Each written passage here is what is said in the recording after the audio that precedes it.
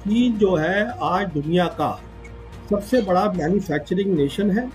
ये अब दुनिया सब मानती है, प्रेसिडेंट ट्रम्प भी मान रहे हैं और सारी सप्लाई चेन जो है वहाँ पे शुरू होती है। अब हमने तय कर लिया है, अब चीन के समझ में आना शुरू हो गया है कि हम नॉर्मल रिलेशन नहीं करना चाहते चीन के साथ।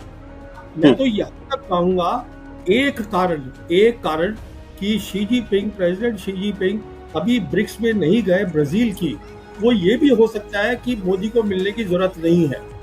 ये हम्म। भी मेरे हिसाब से एक कारण है। बट प्रवीण जी, भारत सरकार तो लगातार ये कह रही, देखिए ऑपरेशन सिंदूर के दौरान हमारा जो आत्मनिर्भर निर्भरता थी उसने काम किया, देखिए ब्रह्मोस ने काम किया।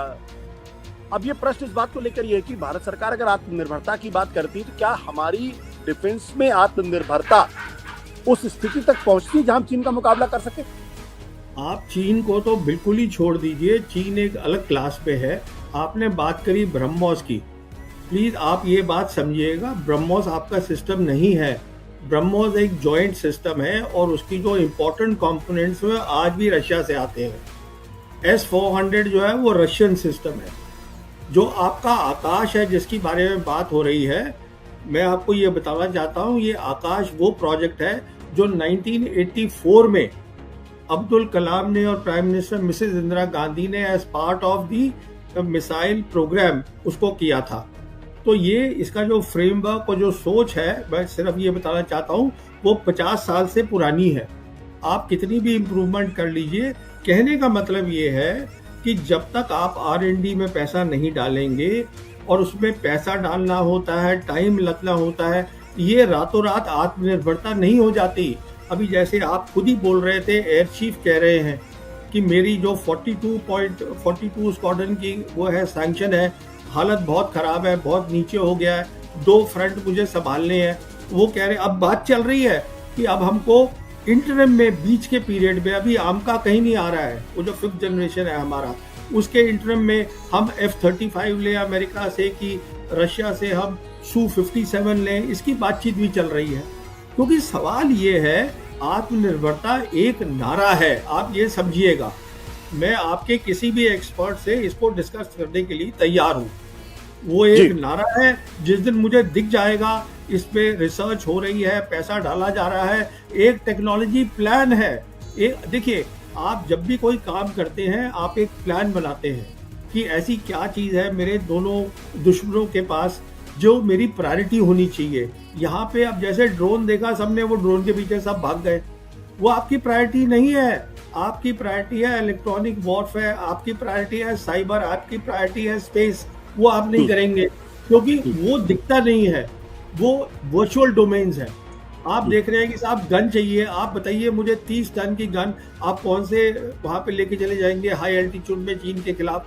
मैं ये कहने का मतलब ये है, देखिए मुझे खुद अफसोस होता है, मैं चाहता हूँ हमारी सेना बहुत तगड़ी हो।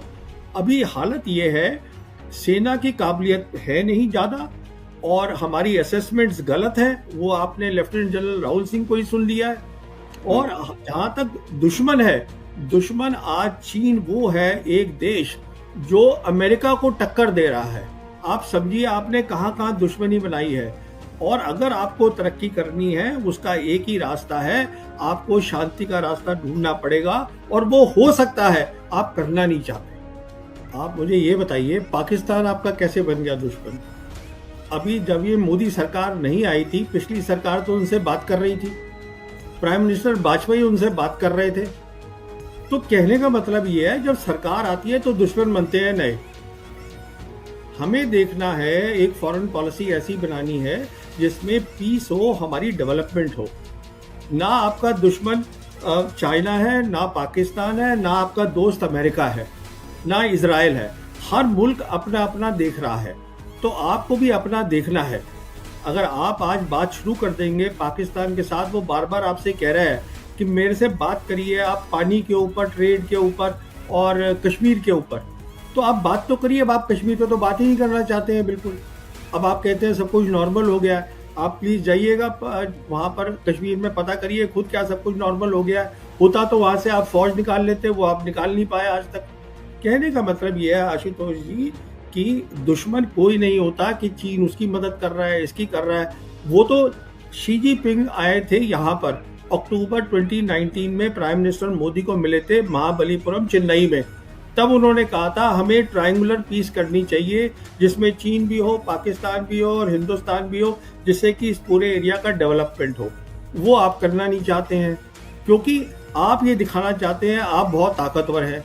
अब सवाल ये, अच्छी बात है ताकतवर बनना, पर पहले बन तो लीजिए। दिक्कत ये है, वो ये कह रहे हैं कि आप हमसे कश्मीर में बात करिए। आप भी जानते हैं 2007 और 2008 में जब मुशर्रफ थे वहाँ पर रूलर और यहाँ पे थे हमारे मनमोहन सिंह जी, उस समय पूरा उनका प्लान बन चुका था पीस का, वो 4 पॉइंट फार्मूला है उसका। और उन दिनों कोई आतंकवादी नहीं हो रहे थे हमले, जब ये काम चल रहा था कुछ भी नहीं हो रहा था उन सालों में। तो अब सवाल ये है, वो कश्मीर में बात करना चाहते हैं, आप करना नहीं चाहते। वो ये प्रॉक्सी वॉर चलाते हैं, आप में सैन्य क्षमता नहीं है उनको डराने की। अगर आप में आज वो ताकत होती है, देखिए ये 2-3 अलग अलग इशू है, इनको मिक्स करने की जरूरत नहीं है। प्रॉक्सी वॉर जो है वो एक मिलिट्री इशू है, उसके लिए आपको सैन्य ताकत बनानी है। और वो इसलिए कर रहे हैं क्योंकि वो कहते हैं कश्मीर पे बात करो। जब आप कर रहे थे उनसे कश्मीर पे बात 2006 और 8 के बीच में, कोई आतंकवादी हमले नहीं हुए, आप चेक कर लीजिए। अब सवाल ये है, अगर आप ये कह रहे हैं कि अब कश्मीर का मुद्दा ही हल हो गया, हमें सिर्फ पीओके लेना है और हमें कुछ नहीं करना है, तो सवाल ये है फिर आप ताकत बनाइए अपनी मिलिट्री ताकत। अगर आपकी बन जाएगी वो बंद कर देगा। तो ये जो है ये 3 स्टेप में काम होना है। पहला स्टेप ये है, हमें पीस चाहिए रीजन में।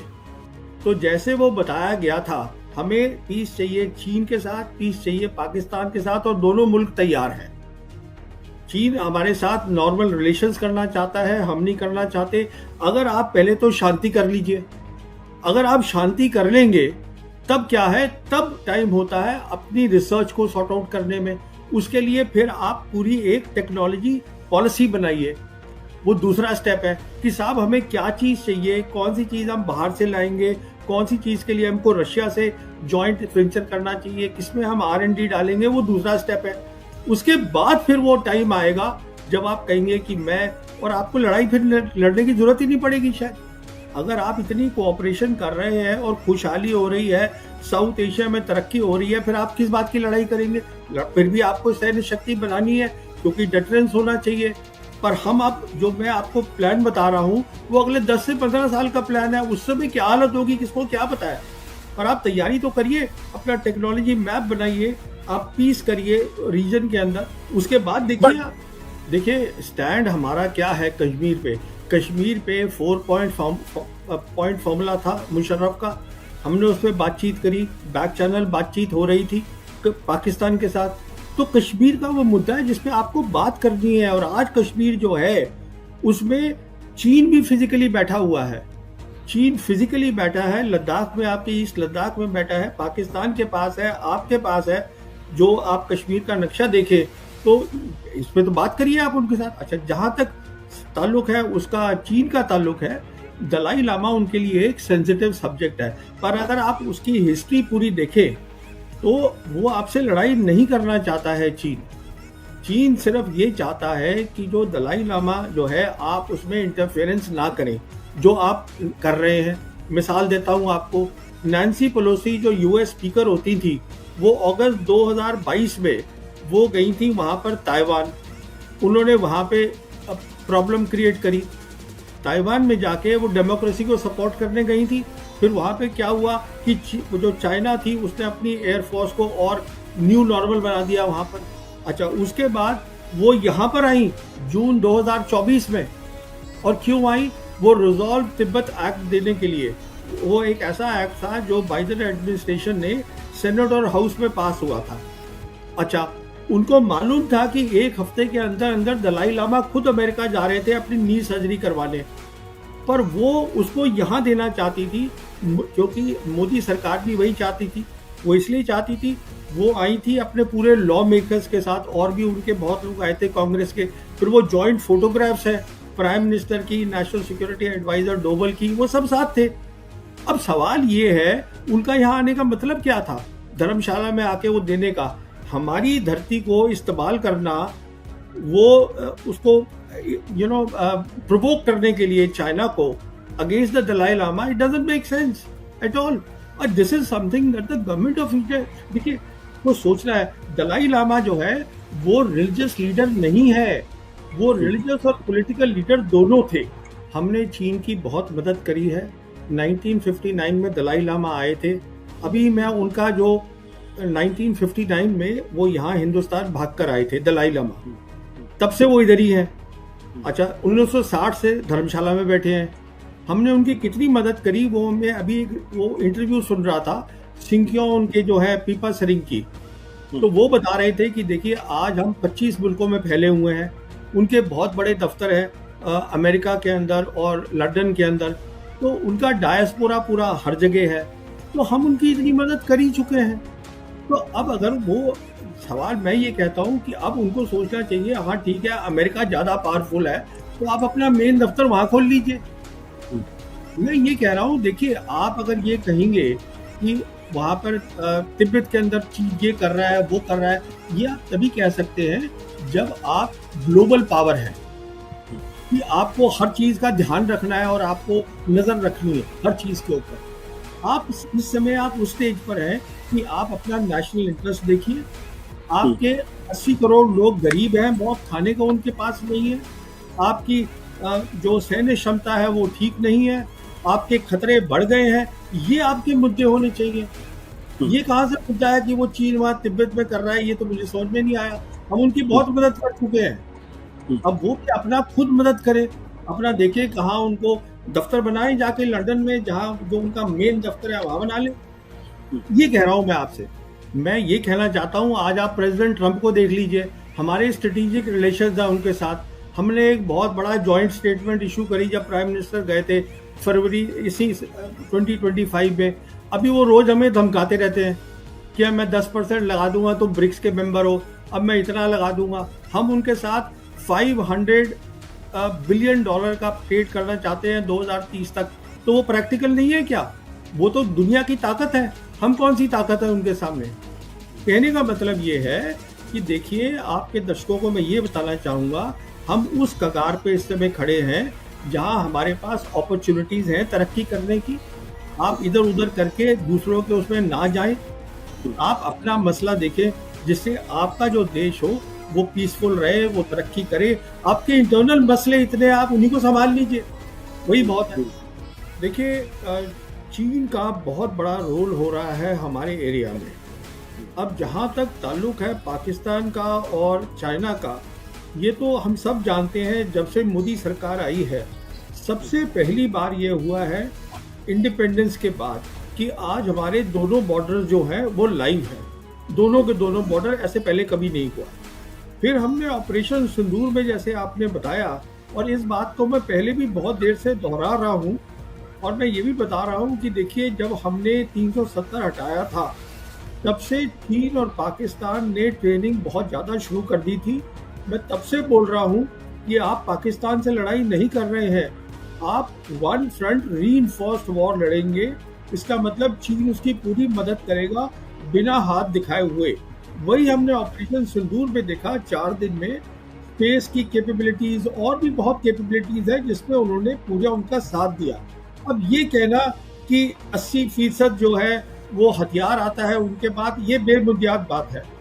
बेबुनियाद इसलिए है, हमारे पास भी तो हथियार आता है, रशिया से आता है, इजराइल से आता है, फ्रांस से आता है, अमेरिका से आता है। इसका मतलब नहीं होता। देखिए, सबसे इम्पोर्टेंट बात जो मैं बताना चाहूँगा आपके दर्शकों को ऑपरेशन सिंदूर की, वो ये है, हिंदुस्तान और पाकिस्तान के बीच में जो हवाई युद्ध होगा वो सबसे इम्पोर्टेंट है। और उस हवाई युद्ध में हमने देखा 2 बातें हुई। पहली बात, उनके जो पायलट्स थे उन्होंने अच्छी क्षमता दिखाई। देखिए, आप सामान खरीद सकते हैं और 6 महीने में ला के उसको लगा सकते हैं, और पायलट की क्षमता बनाने में सालों साल लगते हैं। इसका मतलब वो तैयारी तभी से कर रहे थे जब आपने 370 हटाई। यही मैं कह रहा था, ये पहली बात है। दूसरी बात ये है कि अब जो हमारा सैन्य वो हवाई युद्ध हुआ उसके बारे में अब सरकार बात ही नहीं करना चाहती है, जबकि सबको पता है दुनिया में क्या हुआ, कितनी हमारा नुकसान हुआ, कितने एयरक्राफ्ट गिरे, सब चुपचाप बैठ गए हैं। तो आप बाकी कुछ भी बोलते रहिए, वो मेन चीज़ है। तो कहने का मतलब ये है, अगर यहाँ पे कोई समझ रहा है हमने अच्छा किया ऑपरेशन सिंदूर में, तो मैं उससे सहमत नहीं हूँ। अब आइए, आपने दूसरी बात रखी दलाई लामा की। देखिए, दलाई लामा एक बहुत ही सेंसिटिव सब्जेक्ट है चाइना के लिए। मैं आपको ये बताना चाहता हूँ कि, और ये मैं इसलिए बता रहा हूँ आपके दर्शकों को, कि जो पहले यूएस प्रेसिडेंट थे जो बाइडन, उन्होंने जून 2023 को एक इंटरव्यू दिया था सीएनएन को, फरीद ज़कारिया को। उसमें उन्होंने ये कहा था, और बहुत ज़रूरी बात है, कि चीन जो है वो एक्सपेंशनिस्ट नहीं है। वो जाके कहीं पर मिलिट्री, ये मतलब दुनिया पे कब्जा नहीं करना चाहता है, पर जो वो कहता है हमारा है वो उसको लेगा। और वो दो चीजें बोलता है वो हमारी हैं, वो है ताइवान और तिब्बत, और अरुणाचल प्रदेश को वो साउथ तिब्बत बोलते हैं। तो कहने का मतलब ये है, दलाई लामा जो है उनके लिए बहुत इम्पोर्टेंट है। वो इसलिए है क्योंकि दलाई लामा आखिरी कड़ी है उनके लिए पूरा कब्जा करने की तिब्बत पर। अभी जो तिब्बत है, उन्होंने तिब्बत को पूरा बदल दिया है। जो उनका तिब्बत ऑटोनोमस रीजन पूरा बदल चुका है। तो वहां पर अभी पहली वाली कोई बात नहीं है, 5G आ गई है, सब इंडस्ट्री आ गई है, सब कुछ हो गया। अभी जो लास्ट कड़ी है वो दलाई लामा है। अब दलाई लामा जब ये बोलता है कि मैं तय करूंगा कि मेरा रीइंकार्नेशन कैसे होगा, मैं का मतलब मेरा जो ट्रस्ट है वो तय करेगा। जी जी। तो कहने का मतलब ये है कि ये चीन को एक्सेप्टेबल नहीं है, क्योंकि चीन के हिसाब से अरुणाचल प्रदेश जो है वो साउथ तिब्बत है, वो कंसोलिडेट करेगा पहले अपनी पोजीशन तिब्बत में, कि ये दलाई लामा जब चले जाते हैं दुनिया से उसके बाद वो तय करेंगे। तो कहने का मतलब ये है, हमारी चीन हमसे सिर्फ एक ही मुद्दे पे लड़ाई करेगा, और वो है दलाई लामा का मुद्दा, और किसी पे नहीं करेगा। बाकी के लिए वो पाकिस्तान काफी है, चीन हमें अपने बराबरी का समझता ही नहीं है, पर इस मुद्दे पे वो लड़ाई करेगा। अब आपने बोला लड़ाई की बात, देखिए वो एक लड़ाई होगी जो दुनिया ने देखी भी नहीं है आज तक। मैं अपने दर्शकों को मिसाल देता हूँ छोटी सी। देखिए क्या हुआ था कि जब एक युद्ध हुआ था 1991 का, जो इराक वॉर हुई थी, जिसको हम ऑपरेशन डेजर्ट स्टॉर्म बोलते हैं, उसमें अमेरिकन फोर्सेस ने 44 डेज की एयर कैंपेन करी। उसके बाद ग्राउंड में कुछ था ही नहीं, और 100 घंटे में सब कुछ निपटा दिया। कहने का मतलब ये यहाँ पर 44 डेज नहीं होगा, इसको मैं समझा चुका हूँ, किताब भी लिख चुका हूँ। ये लड़ाई होगी अगर चीन लड़ेगा, तो वो जो चीजें कह रहा है मैं वापस लूंगा। आज वो क्लेम कर रहा है अरुणाचल प्रदेश, आज जिसको वो साउथ तिब्बत बोलता है, आज वो क्लेम कर रहा है पूरा लद्दाख। उसके पास काबिलियत है, और मैं समझता हूँ कि वो 10 दिन में एक डिसाइसिव जो है लड़ाई लड़ सकता है। तो हमारा खतरा बहुत ज्यादा बढ़ा हुआ, बहुत बढ़ गया है। अब आपने तीसरी बात करी, क्या हम तैयार हैं? तो मैं आपको बताना चाहता हूँ, ये मुझे बहुत कोई खुशी नहीं होती बताते हुए, हम तैयार नहीं हैं। हम इसलिए तैयार नहीं हैं, पहली बात तो हमें देखिए, अब मैं आपके दर्शकों को बताता हूँ, हमारे वो जो डिप्टी चीफ हैं इंडियन आर्मी के, लेफ्टिनेंट जनरल राहुल सिंह, उन्होंने बोला कि वो 1 बॉर्डर और 2, एक बॉर्डर 2 एनिमीज एडवर्सरीज, वो बोला सब। अरे भाई, ये तो आपको पहले से पता होना चाहिए था। आपका दुश्मन कौन है, उसकी ताकत कितनी है। अब आप आज हैरान क्यों हो रहे हैं? ये तो आपका काम था ना, पता होने का, कि कौन किससे मैं लड़ाई लड़ रहा हूँ। ये अब आप बता रहे हैं कि वो इसलिए था, ये बहानेबाजी का काम है। कहने का मतलब ये है कि आपको ये पता होना चाहिए, अगर आप प्रोफेशनल फौज है, मेरा दुश्मन कौन है, उसकी काबिलियत क्या है, मेरी काबिलियत क्या है, क्या मैं उसके साथ लड़ाई कर सकता हूँ। तो कहने का मतलब ये है, जो ऑपरेशन सिंदूर था, अगर आप देखिए ध्यान से, तो वो तो लड़ाई थी ही नहीं। क्योंकि अगर आप अपनी सेना को ये बोल रहे हैं, एयरफोर्स को, कि साहब आप नॉन मिलिट्री टारगेट पे हिट करेंगे, नॉन मिलिट्री टारगेट, जो आपकी मिलिट्री की सबसे बड़ी ताकत है एयरफोर्स, उसको आप बोल रहे हैं नॉन मिलिट्री टारगेट लगाइए। उधर से हमारे एक है वो नेवी के एडवाइजर इंडोनेशिया में, वो जो कैप्टन है एक शिव कुमार, उनका फिर बयान आया कि साहब वो जो एयरफोर्स है उनको बताया गया था, हमारा इसलिए नुकसान हुआ कि आप एयर डिफेंस पे भी नहीं मारेंगे, आप मिलिट्री इंस्टॉलेशन पे नहीं मारेंगे, सिर्फ नॉन मिलिट्री पे करेंगे। किसी भी एयरफोर्स के अफसर को पता है जब आप हवाई की लड़ाई करते हैं, सबसे पहले एयर डिफेंस सिस्टम जो होता है दुश्मन का, उसको अटैक करते हैं, क्योंकि उससे सबसे बड़ा खतरा होता है। अगर ये आप हिदायत दे रहे हैं तो आप लड़ाई कर ही कहाँ रहे हैं?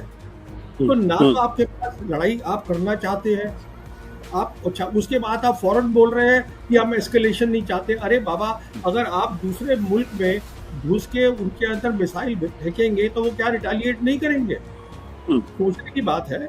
तो आप कुछ करना भी चाहते हैं, नॉन मिलिट्री में करेंगे, एस्केलेशन नहीं करेंगे। आपको पता नहीं है आपका दुश्मन कौन है, चीन है, पाकिस्तान है, क्या है, उसकी काबिलियत क्या है, आपकी काबिलियत क्या है, तो आप मुझे बता दीजिए कैसे करेंगे आप। आपने एक और सवाल उठाया, जो फॉक्सकॉन की बात करी और आपने ये रेयर अर्थ की बात करी। देखिए बात ये है